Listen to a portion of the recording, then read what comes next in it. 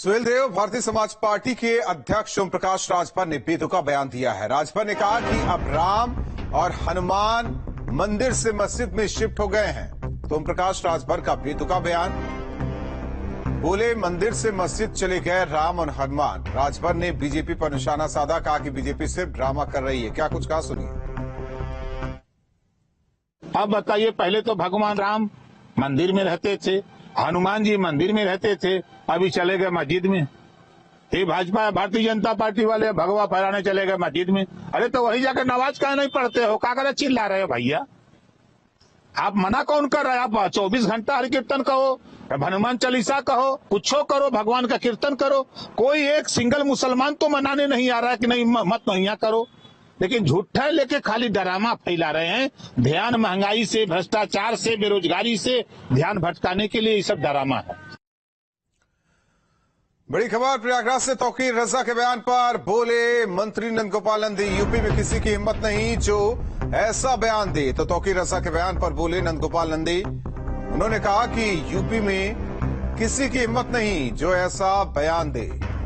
अगर ऐसा बयान दिया है तो कार्रवाई होगी, कार्रवाई को उसकी पुश्ते याद रखेंगे। यूपी में ऐसे बयान वालों का कोई स्थान नहीं है।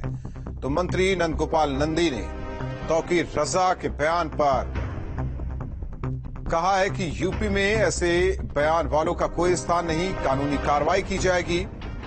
तो तौकीर रजा के बयान पर बोले नंद गोपाल नंदी।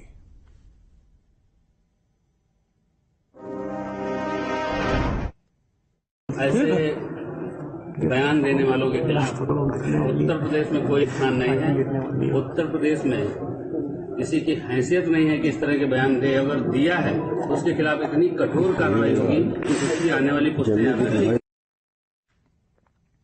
मिल्लत काउंसिल आईएमसी के चेयरमैन मौलाना तौकीर रजा ने आज एक बार फिर भड़काऊ बयान दिया। उन्होंने कहा कि ईद के बाद मुस्लिम सड़कों पर उतरेंगे। साथ ही तौकीर रजा ने पीएम मोदी पर विवादित बयान दिया। तौकीर रजा से बातचीत की न्यूज स्टेट संवाददाता ने। पहली क्लियरेंस में आपसे ये चाहता हूं, आपके कहने का आशय क्या है? क्यों आ जाएगा मुसलमान सड़कों? मेरी पूरी वीडियो सुने। मैं पहले भी मैंने ये बात कही है कि आधा सच जो है वो झूठ से ज्यादा खराब होता है। किस संदर्भ में मैंने ये कहा कि मुसलमान सड़कों पर आएगा? मैंने ये बात कही कि अगर सरकार हमारी बात नहीं सुनेगी, हमें कहीं से इंसाफ नहीं मिलेगा, कोई हमारी सरपरस्ती नहीं करेगा, तो मुसलमान मजबूर होगा सड़कों पर आने के लिए, अपनी गिरफ्तारी देने के लिए, और फिर हमें रोकना मुश्किल हो जाएगा। हम गिरफ्तारी देने निकलेंगे तो गिरफ्तार करना होगा।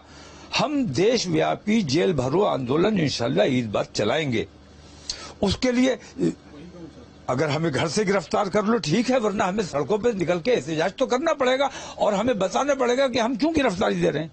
तो मेरा सवाल यह है कि कौन सी बात सरकार ने आपकी नहीं सुनी? किस बात से सरकार की नाराजगी है? सरकार से मेरी सबसे बड़ी नाराजगी ये है कि महाभारत में हमने एक धृतराष्ट्र देखा था जो अंधा तो था लेकिन गूंगा बहरा भी हो गया था। तमाम बेईमानियां देखता रहता था लेकिन पक्षपात करता रहता था, और उसकी उस बेईमानी की वजह से इतना बड़ा महाभारत हुआ। मैं आज भी वही देख रहा हूं कि आज का राजा भी अंधा तो नहीं है लेकिन गूंगा बहरा बन के बैठा हुआ है। जहांगीरपुरी की बात मैं आपके सामने रखता हूं कि जुलूस 3 बार निकला, कहीं किसी ने कोई आपत्ति नहीं की, लेकिन ऐन रोजे के वक्त मस्जिद के सामने खड़े होके काटे जाएंगे, राम राम चिल्लाएंगे और उल्टे सीधे नारे और अभद्र भाषा का प्रयोग और तलवारें लहराना, डंडे लहराना।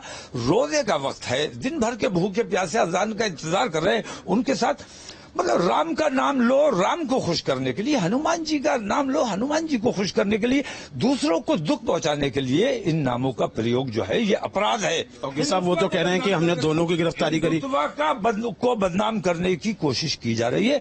गिरफ्तारियां हम जानते हैं कैसी होती हैं, कितनी गिरफ्तारियां हुई है, ये तमाम आप तहकीक कर लीजिए। एक तरफा कार्रवाई हो रही है और राजधर्म का पालन नहीं किया जा रहा है, बेईमानी हो रही है। 10 दिन है अभी ईद के, 10 दिन के बाद हमारी ईद के बाद इंशाल्लाह मीटिंग है दिल्ली में।